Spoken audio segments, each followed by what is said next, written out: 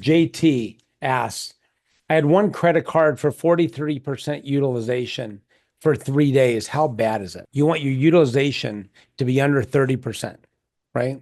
And that's 30% for all your credit cards combined and individually. Now, part of the utilization is looking at how much of the available credit do you have that you're utilizing. So JT said, I had it at 43%. How bad is it? And it's not bad at all. I mean, and here's what I want you to think of from a high level when it comes to utilization. Utilization only matters if you're running your credit report today. So there's many times when I've needed to use more on a credit card, and I use more of a credit card and then pay it off when the time comes.